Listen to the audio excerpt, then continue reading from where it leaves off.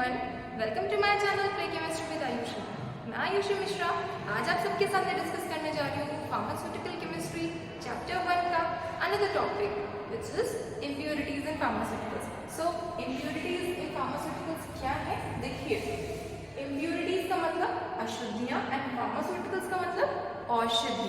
ठीक है, तो औषधि या मेडिसिन में इम्प्योरिटीज कहाँ से आती हैं? ठीक है, मतलब देखिए मेडिसिन तो हमें मार्केट प्रिपरेशन से मिल रही है, ऑब्वियसली मेडिसिन भी तो नहीं होगा। जो हम लैबोरेटरी में बनाते हैं, फाइनल प्रोडक्ट जो भी हम बनाते हैं लैबोरेटरी में, उसमें अशुद्धियाँ आने के चांसेस रहते हैं। ठीक है, जो भी आप मेडिसिन या जो भी आप ड्रग को सिंथेसाइज कर रहे हो लैब में, अब उस दौरान आपसे इम्प्योरिटीज अशुद्धियाँ आ सकती हैं, है ना। अगर ऐसा हो रहा है, अगर आपके प्रोडक्ट में अशुद्धियाँ आ रही है, इम्प्योरिटी आ रही है, so that is known as impurities in pharmaceuticals. मतलब आपके फार्मास्यूटिकल्स में, आपकी दवाइयों में आप जो सिंथेसिस कर रहे हो, जिस भी फाइनल प्रोडक्ट की सिंथेसिस कर रहे हो, ठीक है, उसमें इम्प्योरिटीज प्रेजेंट होंगी, है ना। सो देखिए इम्प्योरिटी होता क्या है, अभी मैंने बताया आपको अशुद्धियाँ, है ना, अनवांटेड सब्सटेंसेस जो हमारे प्रोडक्ट में आ जा रहे हैं किसी न किसी कारणवश। ठीक, तो देखिए इम्प्योरिटी क्या होता है, a compound is said to be impure if it is having foreign matter. मतलब क्या है कि इम्प्योरिटी का मतलब क्या है, देखिए ऐसा कंपाउंड, ठीक, ऐसा सब्सटेंस या ऐसा कंपाउंड जिसको कि हम लैबोरेटरी में बना रहे हैं, जिसको कि हम लैबोरेटरी में सिंथेसाइज कर रहे हैं, वो कंपाउंड अगर उसमें किसी प्रकार की इम्प्योरिटी है, मतलब किसी प्रकार का कोई फॉरेन मैटर प्रेजेंट है, ठीक है, फॉरेन मैटर मतलब जैसे डर्ट पार्टिकल्स हो गए, डस्ट पार्टिकल्स हो गए, या फिर कोई ऐसा अनवांटेड केमिकल जो कि आपके आप जो जिसको यूज करने वाले हो सिंथेसिस में, जिस केमिकल को, उसमें दूसरा केमिकल अगर मिला हुआ है तो, है ना, तो वो क्या है, वो आपका इम्प्योरिटी है। ठीक, वो एज अ इम्प्योरिटी ही हम उसको कंसीडर करेंगे। ठीक है, सो कहने का मतलब यहाँ पे ये कि ऐसा कंपाउंड जिसमें कि अगर कोई किसी प्रकार का कोई फॉरेन मैटर प्रेजेंट है, ठीक है, डस्ट पार्टिकल या डर्ट पार्टिकल या ऐसी कोई अनवांटेड चीज प्रेजेंट है, तो उस कंपाउंड को हम कहते हैं कि वो जो कंपाउंड है वो इम्प्योर है ना। मतलब वो जो कंपाउंड है वो अशुद्ध है अगर उसमें किसी प्रकार का कोई फॉरेन मैटर प्रेजेंट है, अनवांटेड सब्सटेंस प्रेजेंट है। That's it. आगे देखिए, ये तो हो गया हमारा इम्प्योर मैटर या इम्प्योर कंपाउंड, ठीक है, इम्प्योरिटी। ठीक है, अब प्योर केमिकल कंपाउंड के बारे में भी जान लेंगे। प्योर केमिकल कंपाउंड का हुआ, देखिए pure chemical compound refer to that compound which is having no foreign matter. मतलब प्योर केमिकल कंपाउंड जो शुद्ध केमिकल कंपाउंड, मतलब जो शुद्ध सब्सटेंस हम बना रहे हैं, जो प्योर कंपाउंड को हम सिंथेसाइज कर रहे हैं, तो कब बनेगा वो, जब उसमें किसी प्रकार का कोई फॉरेन मैटर प्रेजेंट नहीं होगा। ठीक, उसमें किसी प्रकार का कोई डर्ट नहीं है, कुछ डस्ट नहीं है, कुछ अनवांटेड सब्सटेंस नहीं है। अगर ऐसा है सो वो जो हमारा मैटर बनकर तैयार हो रहा है, जो हमारा कंपाउंड बनकर तैयार होगा, वो बिल्कुल प्योर होगा। ठीक है, सो ये है प्योर कंपाउंड और इम्प्योर कंपाउंड। ठीक, इम्प्योर कंपाउंड तब होगा जब उसमें फॉरेन मैटर प्रेजेंट होगा। अगर फॉरेन मैटर उस कंपाउंड में प्रेजेंट है तो that is known as impurity in that compound. Okay okay, आगे देखिए, इसके बाद हम देखेंगे sources and effects of impurities. ठीक है, सो अभी तक हमने देखा इम्प्योरिटीज क्या होती है। ठीक, अब देखेंगे सोर्सेज, मतलब कहाँ कहाँ से इम्प्योरिटीज आ सकती है और उनका क्या प्रभाव पड़ता है हमारे सब्सटेंस में, हमारी रिएक्शन में। ठीक, आगे देखिए इसमें तो सबसे पहला है आपका रॉ मटेरियल। ठीक, रॉ मटेरियल मतलब ये है कि जैसे कि आप किसी भी कंपाउंड को बना रहे हो, ठीक, अब किसी भी कंपाउंड को बनाने के लिए आपको रॉ मटेरियल तो चाहिए होगा ना, मतलब इसको हम बोलेंगे स्टार्टिंग मटेरियल। ठीक है, स्टार्टिंग सब्सटेंस। ठीक, जैसे आप पैरासीटामोल बना रहे हो, तो पैरासीटामोल बनाने के लिए आपको कुछ रॉ मटेरियल भी तो चाहिए होगा ना, ठीक है, स्टार्टिंग मटेरियल भी तो चाहिए होगा ना। तो अगर स्टार्टिंग मटेरियल आपका इम्प्योर है, ठीक, अगर स्टार्टिंग मटेरियल ही प्योर नहीं है, उसमें किसी टाइप की कोई इम्प्योरिटी मिक्स्ड है, सो जो आपका प्रोडक्ट बनेगा वो भी इम्प्योर बनेगा, है ना। तो ये तो हो गया हमारे रॉ मटेरियल। अब रॉ मटेरियल हम कहाँ कहाँ से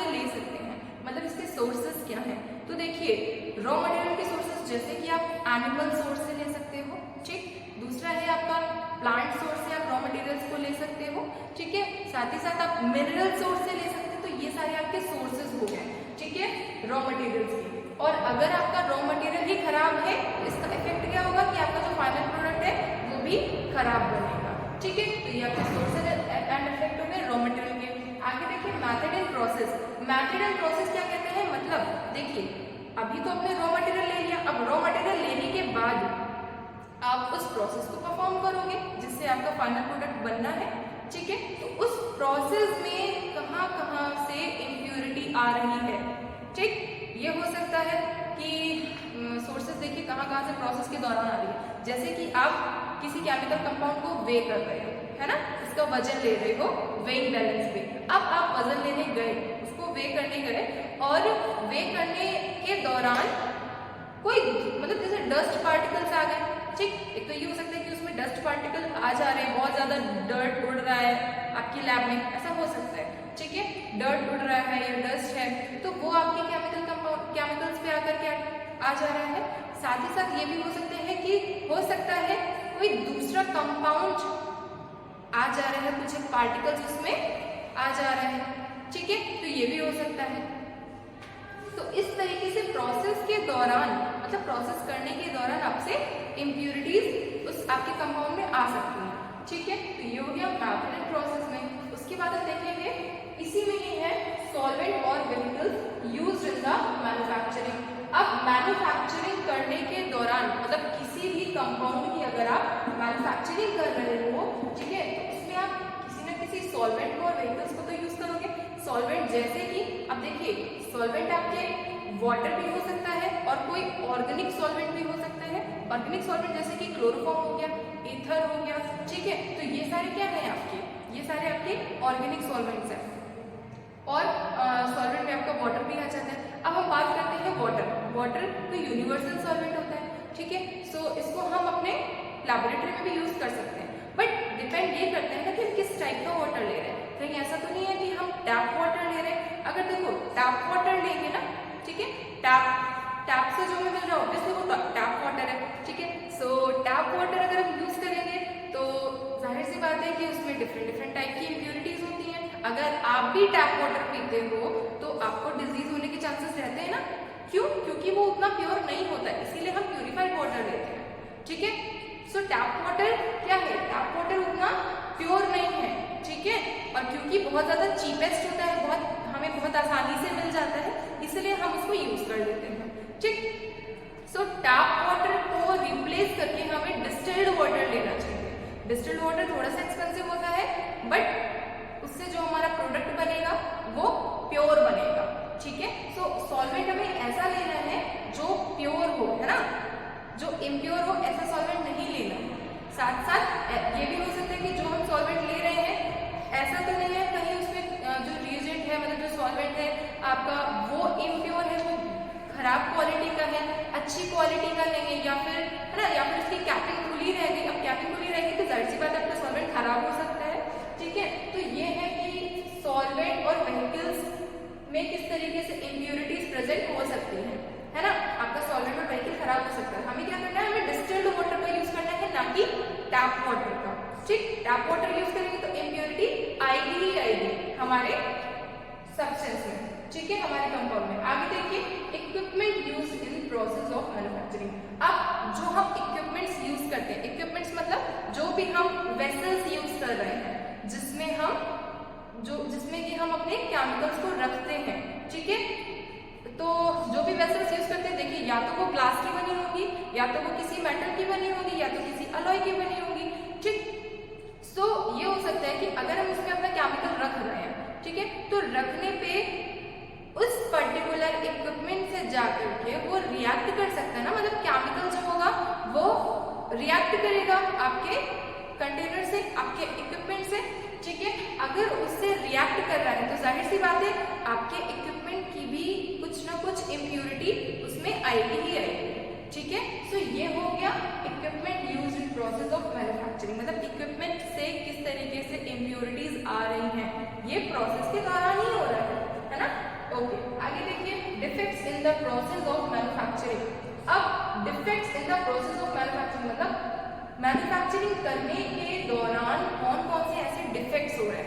अब डिफेक्ट्स में हम ये कह सकते हैं कि हम कुछ भी केमिकल कंपाउंड बना रहे हैं, ठीक, जैसे किसी केमिकल कंपाउंड को हम लेबोरेटरी में सिंथेसाइज कर रहे हैं और हमें उसकी ड्राइंग करनी है, उसको सुखाना है अच्छे से, ठीक है, उसकी ड्राइंग करनी है। अब ड्राइंग अगर हमने उसकी इनकम्प्लीट ड्राइंग की, ठीक है, कंप्लीट उसको ड्राई अच्छे से नहीं होने दिया, अगर ड्राई होने नहीं दिया तो जाहिर सी बात है उसमें नमी रह जाएगी, और अगर उसमें नमी रह गई, अगर उसमें मॉइस्चर रह गया तो जो हमारा प्रोडक्ट है, फाइनल प्रोडक्ट है, ठीक है, वो उतना अच्छा नहीं बनेगा और वो जल्दी से खराब हो जाएगा, है ना। अगर नमी रहेगी तो जाहिर सी बात है वो जल्दी से ही खराब हो जाएगा, मतलब उतना स्टेबल नहीं रहेगा, ठीक है। तो ये हो गया कि इनकम्प्लीट ड्राइंग की वजह से डिफेक्ट्स आ रहे हैं प्रोसेस में, ठीक। दूसरा ये हो गया कि जितना टेम्परेचर आपको अपने केमिकल्स को हीट होने के लिए देना था, आपने उतना टेम्परेचर नहीं दिया, ठीक है, आपने कम टेम्परेचर में हीट किया और आपको लगा कि आपका जो भी आप सिंथेसाइज कर रहे हो, है ना, जो भी किसी भी केमिकल को अगर आप लेबोरेटरी में सिंथेसाइज कर रहे हो तो वो उसको उतना टेम्परेचर मिल गया और अब आपका टेम्परेचर अब आपका जो केमिकल कंपाउंड है वो हीट हो चुका है, आपको ऐसा लगा कि हीट हो चुका है, आधे घंटे हो चुके हैं, आधे घंटे का अगर टाइम है तो आधे घंटे हो चुके हैं, ठीक है। लेकिन ऐसा नहीं है, अगर आप टेम्परेचर को कम दोगे या ज्यादा दोगे तो वो ओवर हीट हो सकता है या फिर कम हीट भी हो सकता है, तो उससे आपका जो फाइनल प्रोडक्ट है वो उतना बेटर नहीं बनेगा। सो ये एग्जाम्पल्स हैं आपके defects in process of manufacturing, मतलब आप मैन्युफैक्चरिंग करने के दौरान ना जो प्रोसेस है उसको सही से फॉलो नहीं कर रहे हो, that is known as defects in the process of manufacturing. Next है आपका मैन्युफैक्चरिंग हजार्ड्स।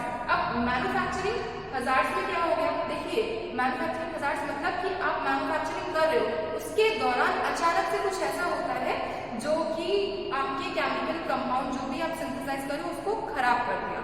अब जैसे कि डस्ट पार्टिकल्स हैं, अब डस्ट पार्टिकल आपके तो कंट्रोल में नहीं है ना, वो तो हजार्ड्स है ना, वो तो अचानक से आ रहे हैं आपके केमिकल कंपाउंड में, ठीक है। सो एक तो ये हो गया मैन्युफैक्चरिंग हजार्ड में डस्ट पार्टिकल्स आ जाएंगे, साथ ही साथ अगर मान लो कि कहीं पे मतलब जैसे कि पेंट वगैरह रखे हुए हैं या फिर फ्यूल्स हैं, है ना, तो फ्यूल्स आपके केमिकल कंपाउंड से आकर के रिएक्ट कर ले रहे हैं, ठीक है, या फिर पेंट वगैरह अगर रखा है वो आपके स्लैब पे आके गिर गया, है ना, जिस स्लैब पे आप काम कर रहे हो, तो ऐसा भी हो सकता है कि जो आपका केमिकल कंपाउंड है जो बना रहे हो वो खराब हो जाए, वो पूरा वेस्ट हो जाएगा। सो ये जो है आपका जो इम्प्योरिटी उससे आ गया वो है आपका मैन्युफैक्चरिंग हजार्ड्स में, ठीक है, ओके। आगे देखिए, तो ये जो भी हमें पॉइंट्स पढ़े ये आपका मेथड एंड प्रोसेस में है, ठीक। इसके आगे हम देखेंगे कंडीशंस ऑफ स्टोरेज। देखिए अभी तक हमने रॉ मटेरियल यूज किए, रॉ मटेरियल के बाद हम प्रोसेस फॉलो करेंगे, अब प्रोसेस फॉलो करने के बाद क्या करेंगे, हम उसको स्टोर करेंगे। अब हमारा जब पूरा प्रोसेस बन के तैयार हो गया, हमारा केमिकल कंपाउंड बन के तैयार हो गया, तो जाहिर सी बात है ना उसको हम स्टोर करेंगे, ठीक। अब स्टोर करने के दौरान हमसे कौन कौन सी गलतियां होती हैं जिससे इम्प्योरिटी आ जा रही है आपके केमिकल कंपाउंड में। देखिए एक तो केयरलेस स्टोरेज की वजह से आपने सही से उसको स्टोर नहीं किया, है ना, उसकी कैपिंग खुली छोड़ दी, एक तो ये हो सकता है।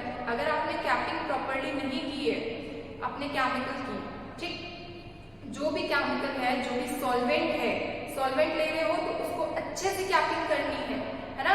कोई भी आप पाउडर्ड ड्रग ले रहे हो तो उसका भी कैप आपको अच्छे से टाइटली क्लोज करना है, ये चीजें ध्यान देनी है। ये है अगर आपने सही से उसको टाइटली क्लोज नहीं किया तो ये आ जाएगा आपका केयरलेस स्टोरेज में, है ना, उसमें इम्प्योरिटीज आ जाएंगे, उसमें माइक्रोब्स अटैक कर सकते हैं, उसमें डस्ट पार्टिकल्स अटैक कर सकते हैं, है ना, आ सकते हैं मतलब।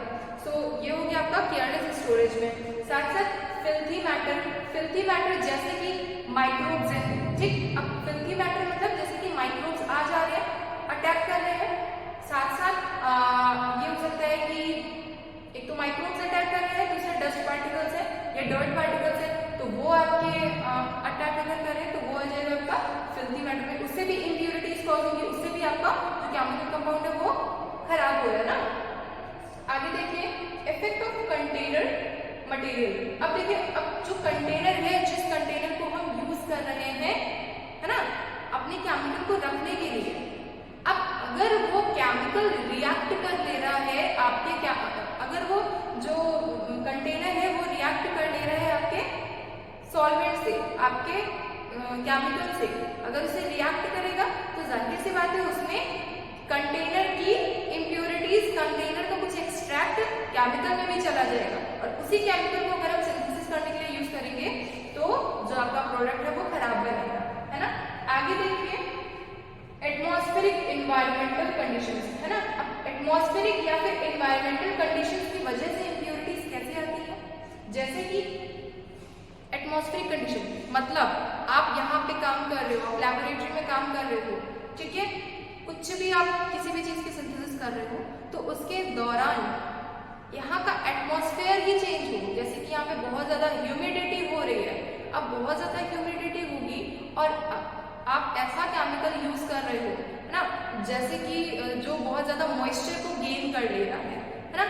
ह्यूमिडिटी होगी तो मॉइस्चर होगा और ऐसा केमिकल कंपाउंड है जो कि मॉइस्चर को गेन करता है, मतलब अगर वो हाइग्रोस्कोपिक है तो मॉइस्चर को गेन कर रहा है ना, तो आपका जो मटेरियल है मतलब जो आपका कंपाउंड है उसमें नमी आ जाएगी, वो खराब बनेगा, ठीक, वो आपका फाइनल प्रोडक्ट भी खराब कर देगा, ठीक है। एक तो ये हो गया आपका एटमॉस्फेरिक इन्वायरमेंटल कंडीशंस में आ गया, ठीक है, मतलब जो आप एटमॉस्फेरिक कंडीशन दे रहे हो वो खराब है, जैसे कि ह्यूमिडिटी है यहाँ पे। साथ साथ हम ये भी कह सकते हैं कि अगर आप रिएक्शन जो करा रहे हो वो लाइट, जैसे आपको डार्क की प्रेजेंस में करा रही है बट आपने उसको लाइट में करा दिया, है ना, अगर आप उसको लाइट की प्रेजेंस में करा रहे हो तो जो आपकी रिएक्शन है क्या वो अच्छी होगी, क्या वो आपका जो कंपाउंड है वो अच्छे से बनेगा, नहीं बनेगा, ठीक है। अब जैसे फोटोसिंथेसिस है, जस्ट एक नॉर्मल सी रिएक्शन है ना, फोटोसिंथेसिस में जाहिर सी बात है हमें सनलाइट चाहिए होती है, ठीक, अगर हम उसको लाइट में ना रखें तो क्या फोटोसिंथेसिस होगी, नहीं होगी, है ना। सो अगर लाइट की प्रेजेंस में नहीं रखेंगे तो फोटोसिंथेसिस नहीं होगी। इट मीन्स कि ये है कि जो एटमॉस्फेरिक कंडीशन हमें रिएक्शन को देनी है हमें वो प्रोवाइड करनी होगी, और अगर नहीं करेंगे तो जो हमारा प्रोडक्ट है वो भी अच्छा नहीं बनेगा, वो भी इम्प्योर होगा, क्लियर है। आगे देखिए पैकेजिंग एरर्स। पैकेजिंग एरर्स में देखिए, पैकेजिंग एरर्स में ये हो सकता है, पैकेजिंग एरर्स मतलब कि आपको पैकेजिंग करनी है ना, आपके केमिकल कंपाउंड की। अब देखिए सारे ही chemical compounds mostly white colour के होते हैं, है ना, सारे केमिकल कंपाउंड्स व्हाइट कलर के होते हैं, तो हमसे प्रॉब्लम, हमसे गलतियां कहाँ हो सकती हैं, हमसे गलतियां यहाँ पे हो सकती हैं कि आपने बनाया पैरासीटामोल, ठीक, और आपने जो है डाइक्लोफेनाक की पैकेजिंग पैरासीटामोल में कर दिया। अगर आपने इस तरीके से किया है, मतलब किसी केमिकल कंपाउंड का पैकेजिंग आपने दूसरे वाले में कर दिया, तो ये पैकेजिंग एरर्स है, मतलब ये है ना कि साइज सेम होने की वजह से, शेप सेम होने की वजह से, या फिर कलर अगर सेम है, ऐसा अगर है तो उसकी वजह से पैकेजिंग एरर्स हो सकते हैं, ठीक है। तो पैकेट दूसरे कंपाउंड का है और अंदर जो दवा भरी है, जो अंदर मेडिसिन फिल है वो दूसरी है ना, दूसरे चीजों पे वर्क कर रही है, जैसे एंटीबायोटिक है और आपने किसी दूसरी मेडिसिन को ले लिया, आपको चाहिए थी एंटीबायोटिक, है ना, तो इस तरीके से चेंजेस हो सकते हैं, है ना। तो ये क्या है, packaging errors. So I hope so आपको इतना ही चीजें समझ में आई होंगी कि कभी हमने क्या देखा है कि इम्प्योरिटीज होती क्या है, ठीक। देन हमने देखा कि sources and effects of impurities क्या होते हैं। देन है इसमें आपका रॉ मटेरियल्स है, मेथड एंड प्रोसेस है, फिर उसके बाद इसमें मेथड एंड प्रोसेस में कुछ एक पार्ट्स थे, कुछ एक पॉइंट्स थे। देन उसके बाद हमने देखा कंडीशंस ऑफ स्टोरेज की, हमें किस तरीके से स्टोर करना चाहिए, ठीक है, कहाँ पे इम्प्योरिटीज हो सकती हैं स्टोरेज खराब करने की वजह से, है ना, सही से स्टोर अगर नहीं करें हमारे केमिकल कंपाउंड को। उसके बाद है एटमॉस्फेरिक या फिर एनवायरमेंटल कंडीशंस की वजह से, ठीक, हम जो एनवायरमेंटल कंडीशंस हमें प्रोवाइड करनी चाहिए वो ना करके खराब कंडीशंस में अगर हम कर रहे हैं तो भी हमारा जो कंपाउंड है वो इम्प्योर बनेगा, ठीक है, जैसे कि ह्यूमिडिटी का एग्जाम्पल बताया था मैंने, ठीक। उसके बाद है पैकेजिंग एरर्स। अब आप पैकेजिंग सही से नहीं कर रहे हो, है ना, जैसे कि आपने साइज वगैरह के चक्कर में या फिर शेप दूसरा है ना, या फिर कलर सेम है तो कंफ्यूज हो कि आपने दूसरे की पैकेजिंग दूसरे में कर दी, ठीक, इस तरीके से अगर आप कर रहे हो तो वो पैकेजिंग एरर्स में आ जाएगा। सो ये था हमारा आज का टॉपिक, ठीक। आई होप सो अब सबको ये समझ में आया होगा, एक बार आप स्क्रीनशॉट ले सकते हो इसका, ठीक है।